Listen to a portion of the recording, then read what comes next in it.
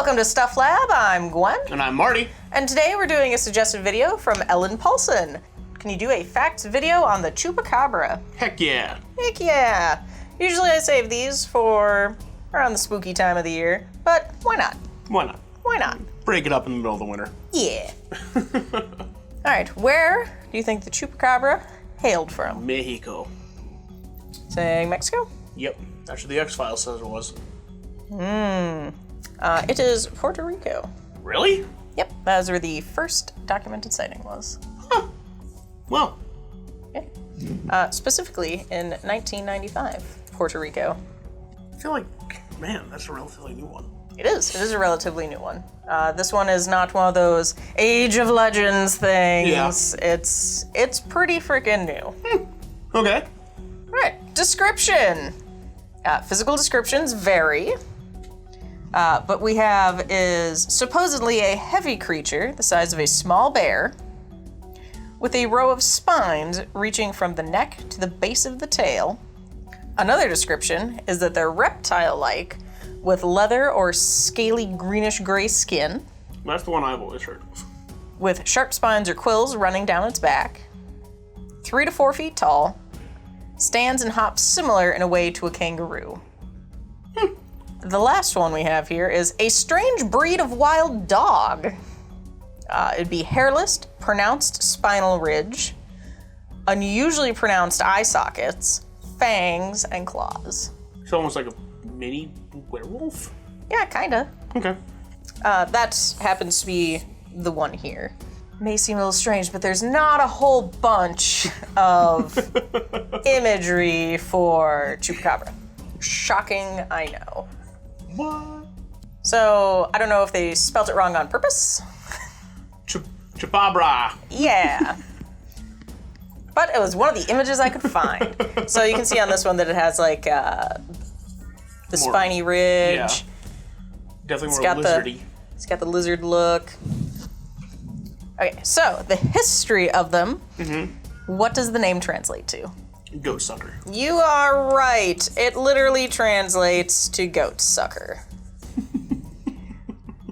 The first reported attack was in March of 1995 in Puerto Rico. 8 sheep were discovered, dead, each with 3 puncture wounds in the chest area and reportedly completely drained of blood. Gross. So, no blood.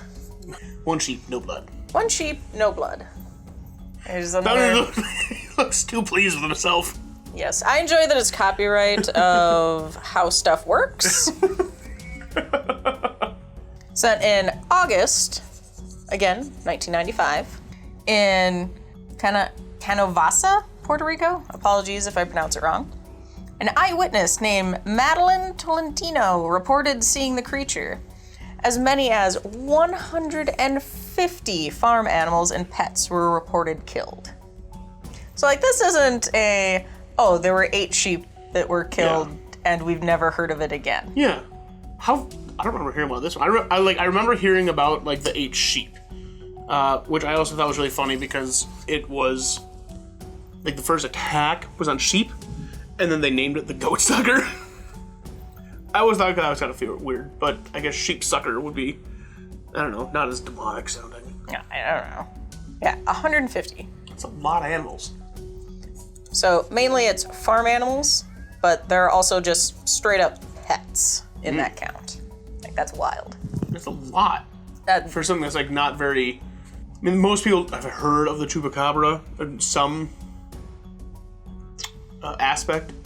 But, like, you'd think that with 150 animals getting, you know, drained, that there'd be more of a news story on it, or something on it. You would think so.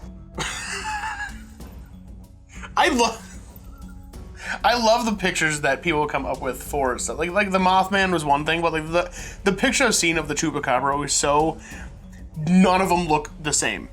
Correct. Like, ever. Yes. So I would like to point out here, it's supposed to be a scary rendering, correct? Okay. I assume this is at, like, a haunted house or a zoo or some sort of pop-up menagerie of some sort, right? Yeah, yeah. That should be a little bit more bloody. Yeah. Just well, tossing that out. Unless it's already been drained of blood. I don't know, it still looks like it's trying to struggle. But that's me. I just wanted to point that out, that this must be somewhere where children are. Yeah, yeah. So other countries reported animal deaths shortly after the first incident in Puerto Rico. Would you like to guess where has... Well, I already guessed where it was from wrong, so... Okay, well, it's all mostly Hispanic areas. So we have the Dominican Republic. Okay. We have Argentina, Bolivia, Chile, Colombia, Honduras, El Salvador, Nicaragua, Panama, Peru, Brazil, the United States, and Mexico. So a lot of like central, I don't know, is that what they call it, Central America? Like between? Yeah.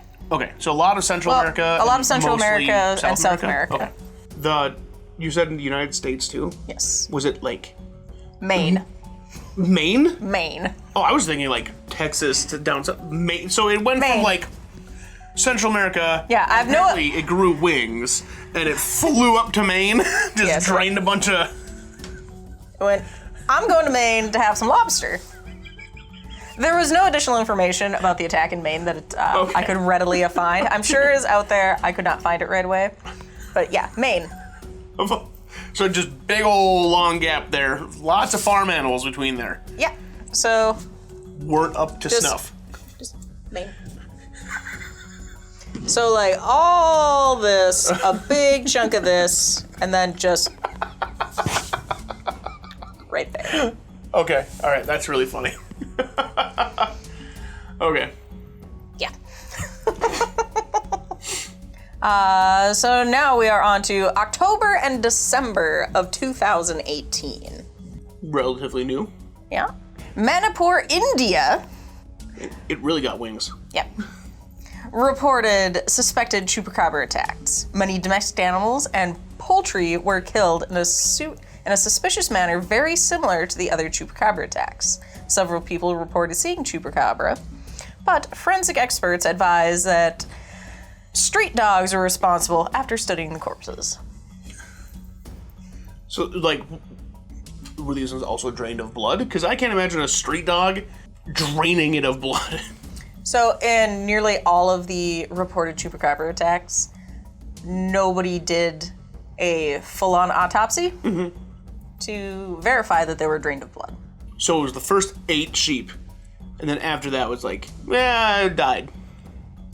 They didn't even really do it on the first 8 sheep. Oh, okay. The common theory is that the animal gets the puncture wounds, and then they just bleed a normal amount out of those puncture wounds, and people often overestimate the amount of blood when they see it. People don't like seeing giant puddles of blood coming from things. Pretty gross, yeah. Yeah. So, yeah. Dogs. Mm-hmm. Poor puppies.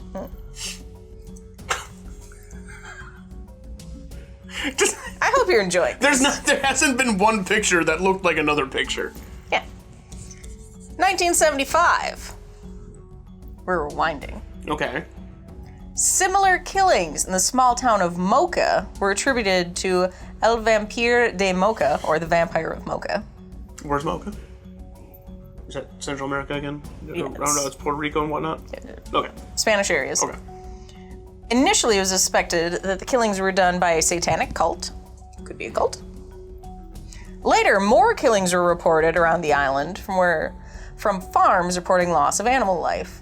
Each report saying that the animals were bled dry through a series of small circular incisions. Well, circular incision is definitely different than puncture. So it went from vampire, this. To that. Yeah, that. I think that's kind of odd, but you know. And somewhere I'll put where Mocha is located. Might be vampire. Might be vampire. Might be goat sucker. Who knows? But I thought that was very interesting. Yeah. All right, you ready for fun facts? Yeah. I would just like to point out a fact first. Yes.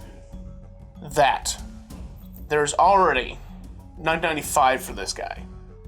There's already more history and lore and background than the Mothman, who is my least favorite I mean, I think with the lore we came up with Mothman is... It's a lot more interesting. It's pretty... It's good now. They should implement that into their museum of Mothman. Beefing with Sasquatch? Yeah, beefing with Sasquatch. Yeah. So, fun facts. I only have a couple here because I thought we could maybe have some fun with something. The name is attributed to a Puerto Rican comedian, Silverio Perez, who coined the label in 1995 when he was making fun of it in his stand-up routine. Oh, so that's how it got its name. Yep, that is how it was named. So you had brought up before, I don't understand why it's named Goat Sucker, if it was sheep. Yep, so someone was making fun of it. A comedian named okay. it. All right. A comedian named it. I mean, it's better than Sucky McSuckface, which would be what Reddit would name it in 2018. Yeah, probably. Yeah. The most common theory is that Mexican hairless dogs and dogs or coyotes with mange are what people believe is the Chupacabra. Because when they have mange, all their hair falls out, or most of it. Mm-hmm. They get very skinny, so their spines, ribs, everything is very prominent. Make more sense. So that is the ongoing theory of what a Chupacabra is. Better than a heron. Yes. It was brought up of, you know, if it's wild dogs or coyotes with mange, why aren't the bodies feasted on? Mm-hmm. Animals with mange are weaker. Mm-hmm. So they may be able to pull down an animal, but they might not be strong enough to actually start consuming it. So they go and look for another that might be a little bit easier to eat. So then they kill another one. Okay. Still can't quite get through the hide, so they go and find something else. Okay. So. Okay, that makes total sense. Mm-hmm. Mm-hmm. Okay, so for fun stuff, we have goats in a tree here. Okay. Okay. Just because I thought goats in a tree would be kind of fun. Well, I mean, the chupacabras who have wings, you know, like the ones that travel to Maine, could probably feast on airborne goats. So this is, how would you modify a goat to battle Chupacabra? Give it more of a rhinoceros hide. Like an armored underbelly, because that's where the puncture wounds are. Okay, so you're gonna deck out his tum-tum. Yep. Like a rhinoceros hide underbelly. Okay, so stronger belly. Yep. What else you got? Well, and the neck too, because it's also, you know, it's like a vampire. Stronger belly and neck. Okay, so he's kind of a sweet little neck guard here. Yep. Toss some spikes on it. All right. Battle goats. Spiked neck guard.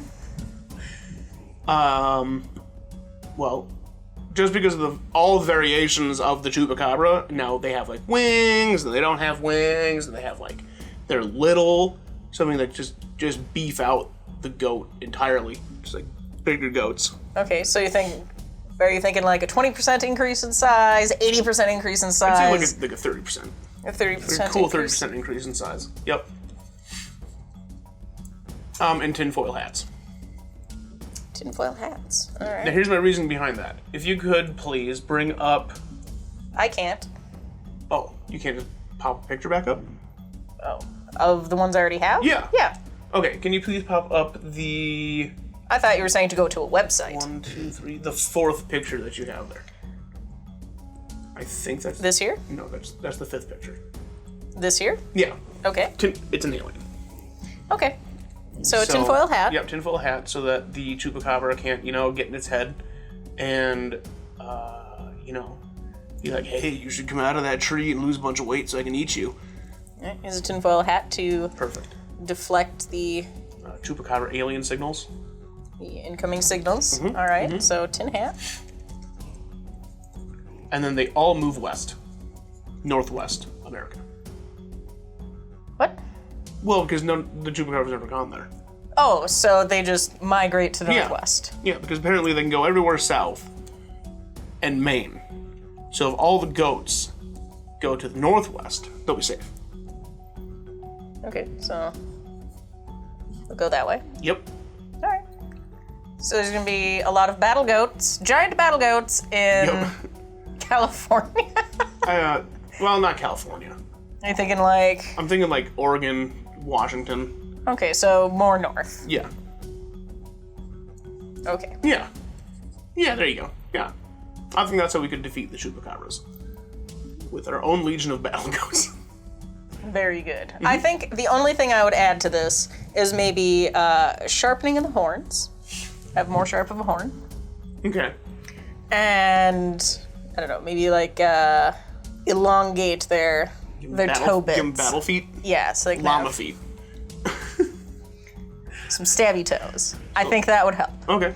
And maybe some flank guards.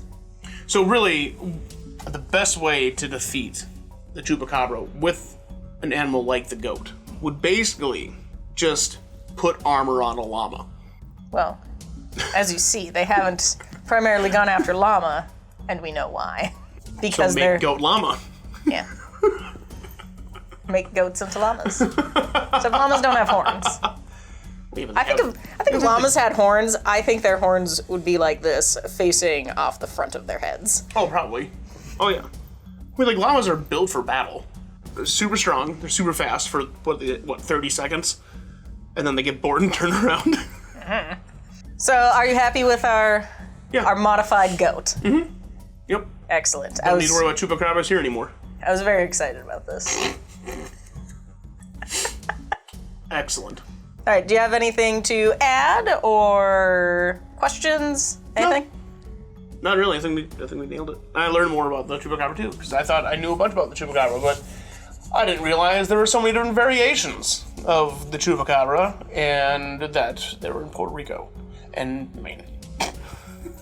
That I still think is hilarious. Like, just jump over the rest of the U.S., hit Maine. That's it. Yep. Well, clearly they didn't like going anywhere else after they went to Maine. This place is cold and wavy. Bye. Yeah. So there we have it. Chupacabra. Thank you, Ellen, for suggesting it. I thought it was very fun.